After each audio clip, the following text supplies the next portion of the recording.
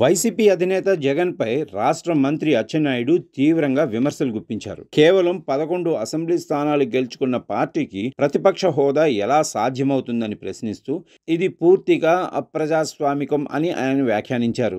ఈ సందర్భంగా మీడియాతో మాట్లాడిన అచ్చెన్నాయుడు ఎన్నికల్లో ఓడిపోయిన నాయకుడు అసెంబ్లీకి రావడం ఎంత తప్పో జగన్ ప్రతిపక్ష హోదా కోరటం కూడా అంతే తప్పని అన్నారు. ప్రతిపక్ష హోదా గురించి కలలు కనకుండా ప్రజా సమస్యలపై చర్చల్లో పాల్గొనాలని ఆయన సూచించారు. అలాగే వైసీపీ ఎమ్మెల్యేల అనర్హత అంశం స్పీకర్ పరిధిలోనిదేనని సభలోనే చర్చించి తగిన నిర్ణయం తీసుకుంటారని స్పష్టం చేశారు. ఇక శాసనమండలి చీఫ్ విప్ పంచుమర్తి అనురాధ కూడా వైసీపీపై ఘాటైన విమర్శలు చేశారు. రాష్ట్రాన్ని అప్పులమయం చేసినందుకు జగన్, ఆ పార్టీ నేతలే బాధ్యత వహించాలని ఆమె అన్నారు.